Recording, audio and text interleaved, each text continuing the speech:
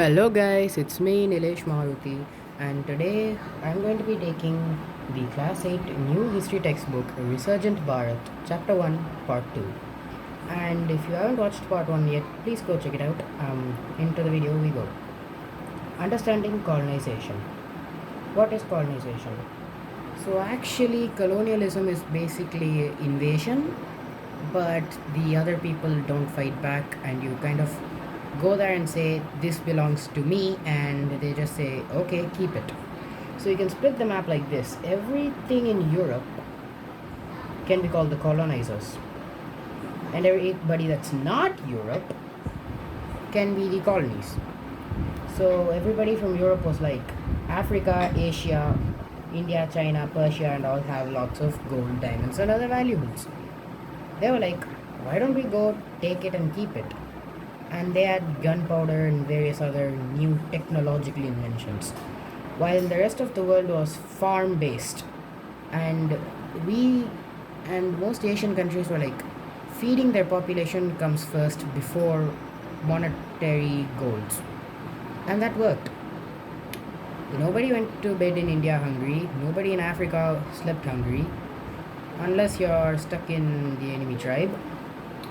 But then the colonizers came, exploited the human beings and natural resources of the colonies, forced their beliefs, laws, and practices, and claimed it as their own and started ruling the people of that land. So, yeah, and as I told you, European powers, the Spanish, Portuguese, started this thing, and the Dutch, French, the British, the Danish, and the Belgians did this a lot. So, they first in the 14th century, late 14th and early 15th century, they went to the United States of America, that is North America and South America. Spain showed a lot of interest in that. That's why most South American countries and Central American countries are Spanish based. The Europeans, the British, the French went north. That's why the United States of America speaks mostly English and the Canadians speak French mostly. So yeah, and then they came to Asia, and Christopher Columbus, he discovered America by accident. Yeah, he was actually trying to prove that if you go this way, eventually you'll end up here, and if you can just follow this red line, you'd reach India. That was his goal. But Vasco da Gama was simple, and he went like this. He went around Africa, sailed through Madagascar, and reached Calicut. Now, as you can see, the blue line actually shows my route. As you can see, he never left the coast of Africa. That was in case of emergencies and other things.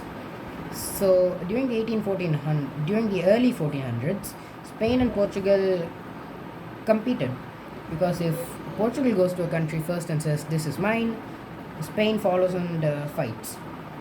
So they resolved this on June 7, 1494, when they signed a treaty called the Treaty of Tordesillas. It's spelled Treaty of Tordesillas, but it's pronounced Tordesillas. Okay? So actually what they did is they took a world map and they drew a line and said that everything to the east would be free for Portugal to loot, and everything to the west would be for Spain to exploit. So that's why the Portuguese came to India and not the Spanish. They were forced to go west of the line.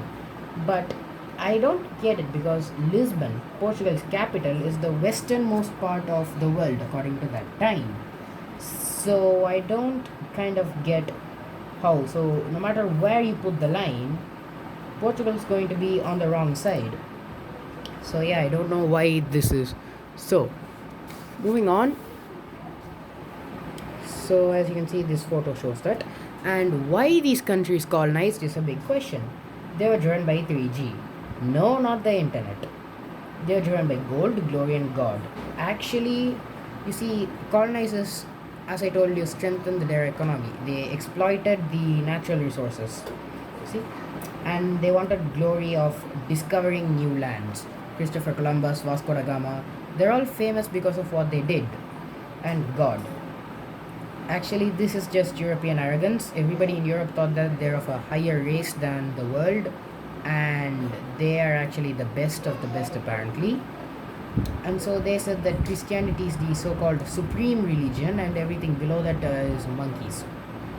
So if you're not European, you're a monkey according to them.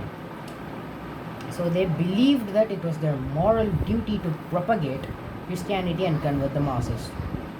So as you can see, by doing so, they believed that a higher power would reward them for saving the souls. So in 1498, Portuguese explorer Vasco da Gama with his small team arrived in Bharat. He arrived at Calicut, that is Kozhikode or Kerala. Okay, so Malabar coast was world renowned for spice trade, and Calicut was ruled by the Samutri. And the Portuguese could not say that right, I don't know why, and they called it as Zamorin. Sounds weird. And he wanted to control the spice trade and asked the Zamorin to Samutri to set up a business in Calicut. So the Samutri apparently wanted the publicity and said yes and provided them with all facilities. The local Muslim merchants were alarmed by the arrival of the Portuguese because the Muslim merchants, they came to the North America and South America, the American continents first, then Africa, and then to Asia. So the Muslim merchants were from Arabian countries, so they were like, they just got away from the Portuguese and now they're here in Asia. So they warned the Zamorin that the foreigners are not what they see, what they're like, and they've come with spies to conquer and plunder. And Vasco da Gama went back, and the King of Portugal sent larger fleets of ships with armed men. So they started influencing trades, caused business conflicts, and burnt down ships carrying the locals. So by that time, the Samutri found out why the Portuguese were a threat and challenged them, and fought several battles for the next 100 years by joining hands with the. But the Portuguese joined hands with the local chieftains who had petty quarrels with the Zamorin. And the Samutri was defeated, and the Portuguese expanded their area of control all the way to Goa in the north at around 1510 CE. This is important, note it down. So as Goa as their center, the Portuguese commenced the activity of spreading Christianity among the people. So yeah, as I told you before, if the Europeans go first to it, it's called discovery. Apparently, according to them, it was not there before. See, did India existed before 1498, and it's more than 10,000 years old. So yeah, this all started when Pope Alexander VI, head of the Vatican Church of Rome, in 1493 decreed that the first European Christian to see a new place of land has discovered it and hence becomes its owner. Sounds stupid, and this is actually true. I don't know why, but after this, some Muslim, Jewish, and Hindus were there. They were all living peacefully, and after Vasco da Gama came back to Portugal saying he's found India, the Pope of the Catholic Church, Nicholas V, not to be confused with Alexander VI, issued instructions called the Papal Bull. So according to this, the Portuguese were given the responsibility for propagating the Catholic Christian faith in so-called newly discovered areas.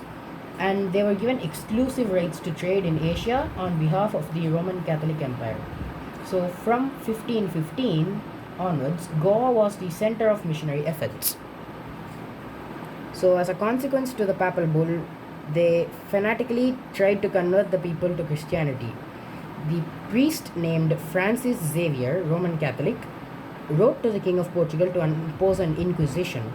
So basically, the inquisition is an investigation done by the church to find out if you're following Christianity. And as I said before, if you don't follow Christianity, they kill you in horrible ways. So you could say you are a Christian but then follow your old religion, and still they'd kill you.